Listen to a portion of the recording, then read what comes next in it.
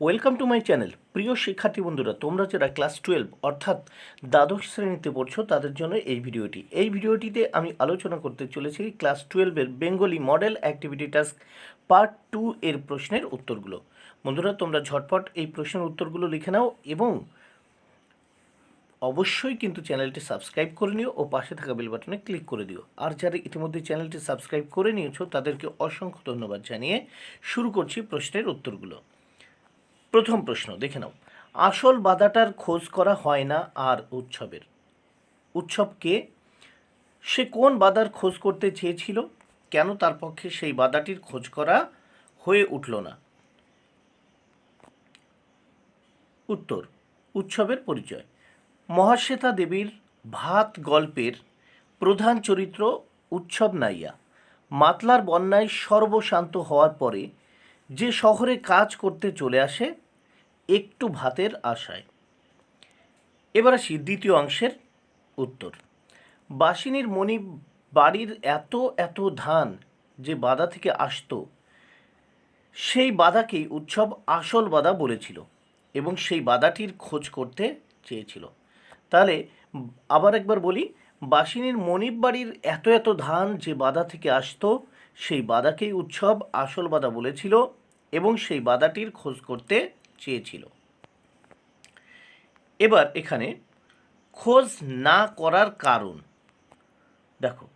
শহরের বড় বাড়িতে কাজের বিনিময়ে খেতে পাবে বলে উৎসব কাজ করতে আসে, কিন্তু লিভার ক্যান্সারে আক্রান্ত বড় কর্তাকে বাঁচানোর জন্য যে হোম যজ্ঞের আয়োজন হয় তার তান্ত্রিকের নির্দেশে সময় বারে বারে পাল্টে যেতে থাকে। ক্ষুধার্ত উৎসবের সামনে অভাবিত সুযোগ চলে আসে বড় কর্তার মৃত্যুর পরে।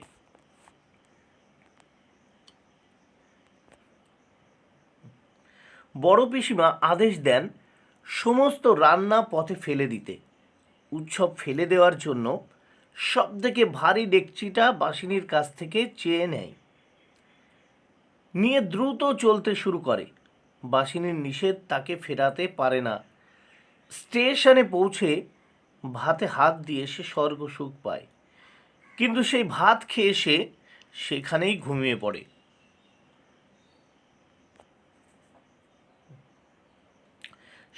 ঘুমিয়ে পড়ে। পরদিন পিতলের ডেকচি চুরির অপরাধে উৎসবকে সেখান থেকে মারতে মারতে থানায় নিয়ে যাওয়া হয়।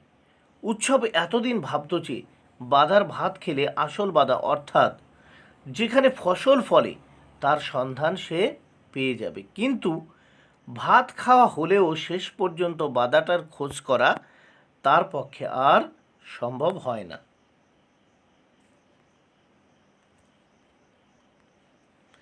এবার আসি 2 নম্বর প্রশ্ন এবং তার উত্তর নিয়ে। ভোর শব্দটি শিকার কবিতায় কোন কোন ব্যঞ্জনায় উপস্থাপিত হয়েছে তা বিশ্লেষণ করো। উত্তর, জীবনানন্দ দাশ তার মহাপৃথিবী কাব্যগ্রন্থ থেকে নেওয়া শিকার কবিতায় রাত্রি শেষে ভোর হওয়ার ঘটনাকে অত্যন্ত তাৎপর্যপূর্ণভাবে ব্যবহার করেছেন। কবিতার প্রথম অংশে ভোর যেন নির্মল প্রকৃতির আত্মপ্রকাশের উপযুক্ত পটভূমি। তখন অন্ধকারের রং ঘাস ফড়িংয়ের দেহের মতো কোমল নীল, চারিদিকের পেয়ারা ও নোনার গাছের রং টিয়ার পালকের মতো সবুজ। সেই ভোরেই আকাশে জেগে থাকা একমাত্র তারাটি কবির মনে বিপরীত অনুভবের ভালো লাগা তৈরি করে। এই ভোরেই অল্প প্রাণ শালিকের হৃদয়ের বিবর্ণ ইচ্ছার মতো ম্লান হয়ে যায় হিমের রাতে দেশোয়ালিদের জ্বালানো আগুনের শিখা।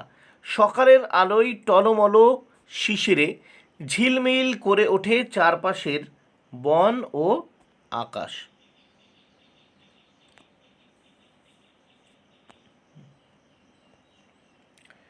এই ভোরের পটভূমিতেই আগমন ঘটে একটি সুন্দর বাদামি হরিণের, তার কচি বাতাবি লেবুর মতো সবুজ সুগন্ধি ঘাস ছিঁড়ে খাওয়া বা নদীর জলে ঘুমহীন ক্লান্ত শরীর ভেজানোর মধ্য দিয়ে জীবনের স্বচ্ছন্দ বিচরণকেই প্রত্যক্ষ করা যায়।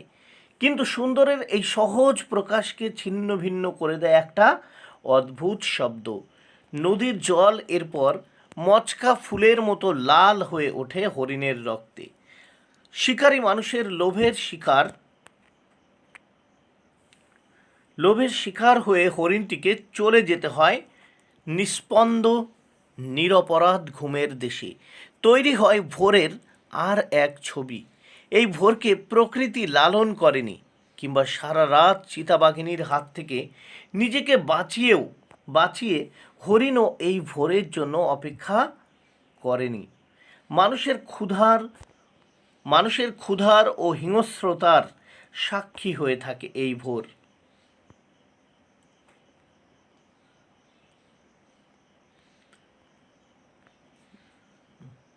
এবার আসি 3 নম্বর প্রশ্ন, দেখে নেওয়া যাক। বুদ্ধিটা কি করে এলো তা বলি। বুদ্ধিটি কিভাবে তা বক্তার মাথায় এসেছিল। আবার দেখে নাও, বুদ্ধিটা কি করে এলো তা বলি। বুদ্ধিটি কিভাবে তা বক্তার মাথায় এসেছিল। তাহলে দেখে নাও উত্তর। শম্ভুমিত্র তার বিভাব নাটকে গ্রুপ থিয়েটারের নানা রকম সমস্যার পাশাপাশি সেই সমস্যা থেকে মুক্তির পথও সন্ধান করেছেন। মঞ্চ বা মঞ্চসজ্জার উপকরণসমূহ না থাকা সত্ত্বেও কিভাবে নাটক মঞ্চস্থ করা যায়, বুদ্ধি শব্দটির প্রয়োগে তার উপায় খুঁজে বের করার কথায় নাট্যকার বোঝাতে চেয়েছেন।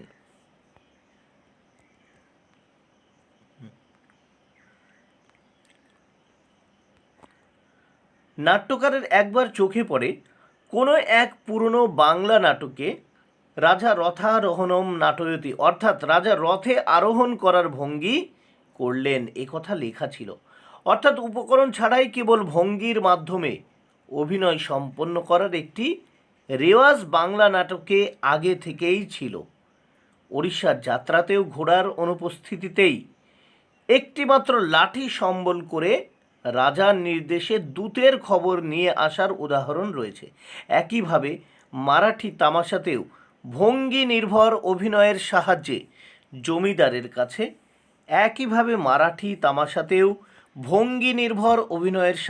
জমিদারের কাছে চাষির কাতর আবেদন কিংবা ব্যর্থ মনোরথ হয়ে মন্দিরে গিয়ে ভগবানের কাছে নালিশের দৃশ্য অভিনীত হতে দেখেছেন নাট্যকার। এভাবেই দর্শকদের কল্পনার সাহায্য নিয়ে ভঙ্গি নির্ভর নাট্য অভিনয়ের যে ঐতিহ্য রয়েছে, সেখান থেকেই নিজেদের নাটক মঞ্চস্থ করার বুদ্ধি পেয়েছিলেন নাট্যকার শম্ভু মিত্র। এবার আসি 4 নম্বর প্রশ্ন এবং তার উত্তর নিই।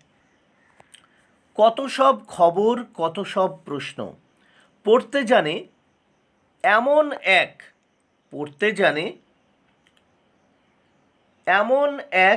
বন্ধুরা এখানে লিখবে এমন,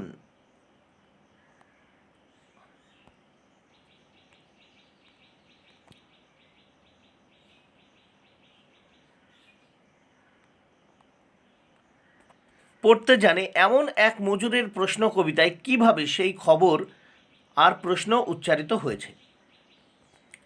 উত্তর, বের্টল্ড ব্রেখট তার পড়তে জানে এমন এক, দেখো কবিতার নাম কি, পড়তে জানে এমন এক মজুরের প্রশ্ন কবিতায় সমাজ এবং সভ্যতার কিছু মৌলিক প্রশ্ন তুলে ধরেছেন।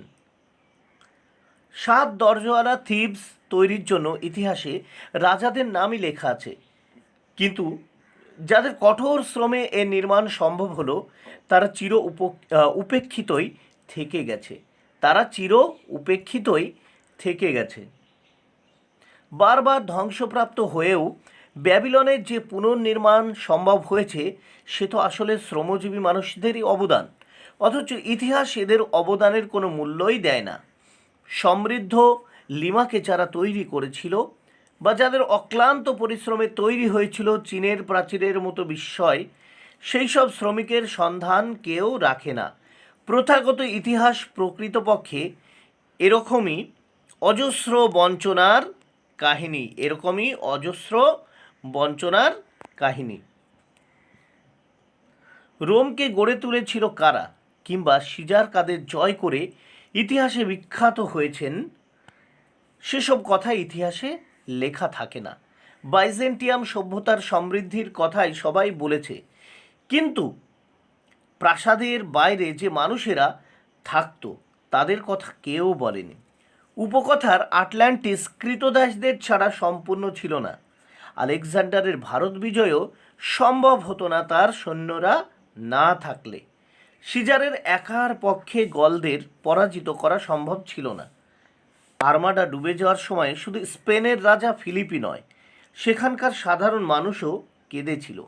রোমান সম্রাট দ্বিতীয় ফ্রেডারিকের দীর্ঘ 7 বছরের যুদ্ধ জয়ও তার একার পক্ষে কখনোই সম্ভব হতো না। এভাবেই ইতিহাসের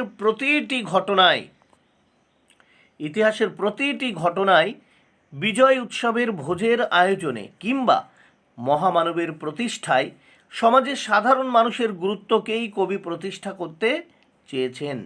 প্রথাগত ইতিহাসের আড়ালে শ্রমজীবী মানুষের যে অবদান সভ্যতাকে সচল রাখে তারই ইঙ্গিত রয়েছে এই কবিতায়।